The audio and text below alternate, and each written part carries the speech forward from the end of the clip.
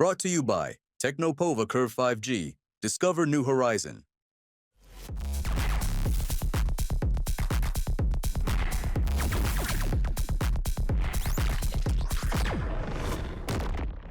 देखिए, पिछले वर्ष भी एकाएक अधिक बरसात हो जाने के बाद में जोधपुर में बहुत सारे स्थान ऐसे थे जहां लंबे समय तक पानी भरा रहा और लोगों को असुविधा हुई थी। बनाड़ रोड पर पिछले 3-4 साल से इस तरह की परिस्थिति बनती है। गत वर्ष बरसात के समय में हमने ये तय किया था प्रशासन के साथ में बैठ करके कि ऐसे सारे एरिया जहां वाटर लॉगिंग होती है, जहां जल भराव होता है बरसात के समय में, उन सबको हम चिन्हित करें और एक बार धीरे धीरे उनके स्थायी समाधान के लिए काम करें, लेकिन इस तरह से एक बार रचना करें कि अगले बरसात में इस तरह का कष्ट न हो। उसकी कुछ योजना बना करके पिछले दिनों में काम किया था, कहीं स्थायी काम कहीं अस्थायी काम, ये करके कि आने इस कम से कम बरसात में लोगों को जल भराव के कारण से कष्ट न हो और पानी का प्रवाह जो है वो निकासी सुचारू रूप से चलती रहे। आज अधिकारियों के साथ में बैठ करके उन सारे कामों की जो हमने चिन्हित किए थे उन सब की एक बार फिर बरसात से पहले हम सब ने समीक्षा की है, सारे विषयों पर चर्चा की है। जो कुछ न्यूनताएं थी उन सबको पूरा करने का निर्देश दिया है। जहां काम की गति बढ़ाने की आवश्यकता थी उस गति बढ़ाने के लिए भी निर्देश दिया है।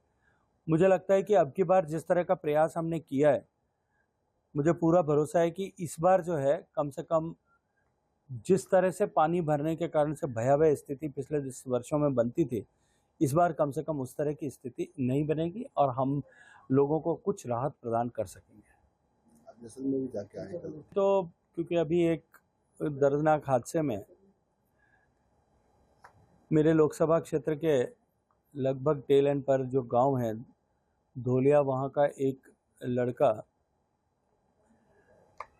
जो बचपन से लेकर के अब तक वन्य जीव संरक्षण के लिए काम करता था, दुर्भाग्य से वो वन्य जीवों के संरक्षण के लिए वन विभाग के साथ में दस्ते के साथ में जाते हुए एक्सीडेंट में वन विभाग के कर्मचारी और उनके अधिकारी और उनके साथ में उस युवक की और उसके परिवार के अन्य युवक की ऐसी दर्दनाक मृत्यु 4 लोगों की हुई थी। वो पेमानी जी ने अपने इस छोटे से जीवन में लगभग 30 साल के कालखंड में न केवल हिरणों के संरक्षण के लिए काम किया, सैकड़ों अवैध शिकार की गतिविधियों को रोकने और उनको खिलाफ कार्रवाई को सुनिश्चित करने के लिए काम किया, अपितु गोडाउन के संरक्षण के लिए बहुत अद्भुत सेवाएं दी थी। उनके देहांत पर उनके परिवार से मिलने के लिए, शोक मिलन के लिए वहां गया था और उसी दुर्घटना में काल कवलित हुए बाकी अन्य 2 परिवार युवकों के परिवारों के साथ में भी जाकर के मैंने बातचीत की है।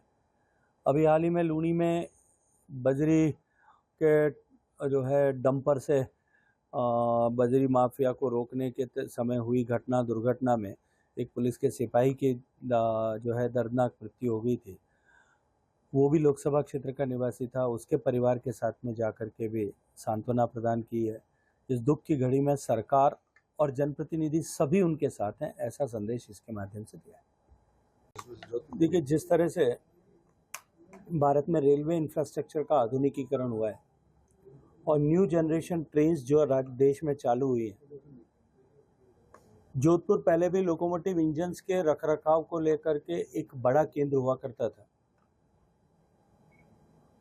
और रेलवे इंजीनियरिंग वर्कशॉप जब जोधपुर की अपनी देश भर में एक बड़ी पहचान थी। आज़ादी के पहले जिसकी कल्पना करके जिस तरह की व्यवस्थाएं जोधपुर रेल ने की थी, उसी एसेट को वापस यूज करते हुए जोधपुर में वंदे भारत कोचेज के मेंटेनेंस का जो है सेंटर जोधपुर में बन रहा है। मैं माननीय प्रधानमंत्री जी को, माननीय रेल मंत्री जी को इसके लिए धन्यवाद करना चाहता हूं कि उन्होंने मेरे आग्रह पर जोधपुर का इसके लिए चयन किया। इससे एक तरफ जोधपुर में ये जो इंफ्रास्ट्रक्चर हमारा आइडियल पड़ा था इसका उपयोग हो सकेगा और दूसरी तरफ जोधपुर में इसके चलते हुए नई संभावनाओं के द्वार खुलेंगे, क्योंकि आने वाले समय में धीरे धीरे सभी न्यू जनरेशन कोचेस सभी जगह पे आ जाएंगे। ये वर्कशॉप जोधपुर में होने के कारण से जोधपुर की जो एक विशिष्टता इस रेलवे मेंटेनेंस के सिस्टम में, रेलवे इंजीनियरिंग के सिस्टम में थी, इस परिदृश्य में थी, वो विशिष्टता निश्चित रूप से बरकरार रहेगी। इसके लिए मैं जोधपुर वासियों की तरफ से माननीय रेल मंत्री जी का हृदयपूर्वक धन्यवाद करता हूँ। वो शायद अपने समय की बातों को भूल गए होंगे, या मुझे लगता है अपने समय की बात कहीं उनको याद आई हो कि उसको उन्होंने भारतीय जनता पार्टी के साथ में जोड़ करके कहा होगा। सर, वर्तमान परिस्थितियों की बात करें, जिस तरह से भारत और पाकिस्तान में जो तल्ख रिश्ते बने थे, इस बीच में जिस तरह से सरकार के अंग रहे लोगों के पीए जो है जासूसी करते हुए पकड़े जाते हैं, तो क्या भारत के सामने एक बड़ी चुनौती नहीं है जो देश के अंदर? देखिए, दुर्भाग्यपूर्ण है। और जिस तरह जैसलमेर में पूर्व मंत्री साले मोहम्मद जी के पीए न केवल संदिग्ध अपितु बहुत गहरे तक राष्ट्र विरोधी गतिविधियों के साथ में जुड़े थे, संलिप्त थे, राष्ट्र विरोधी काम कर रहे थे। मैंने पहले भी कहा है, मैंने प्रशासन से भी कहा है, पूरी गहराई के साथ में इस विषय की जांच होनी चाहिए।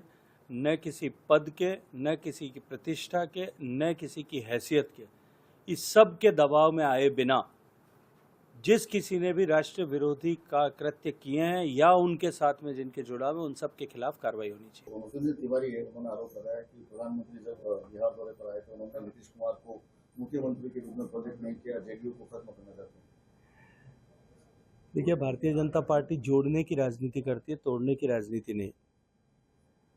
माननीय प्रधानमंत्री जी ने जिन बड़े शब्दों के साथ में नीतीश जी की और उनके सरकार की और नीतीश जी की व्यक्तिगत रूप से प्रशंसा पब्लिक प्लेटफॉर्म से की, लाखों लोगों की उपस्थिति में की, और भारतीय जनता पार्टी की डबल इंजन की सरकार जिस तरह से काम कर रही है, उसका जो प्रभाव अभी बिहार में देखने को मिलता है, आने वाले चुनाव में आरजेडी पार्टी भी जानती है, उसके नेता भी जानते हैं कि भारतीय जनता पार्टी और नीतीश कुमार जी की युति ये 100% विजयी होने वाली है, सरकार में आने वाली है। इसलिए मुझे लगता है कि उससे पहले वो खिसियाहट के चलते इस तरह के बयान दे करके एनडीए में दरार पैदा करने की कोशिश करते हैं, लेकिन उनकी कोशिश पहले भी विफल हुई और एक बार फिर विफल होने वाली है। Brought to you by Technopova Curve 5G. Discover new horizon.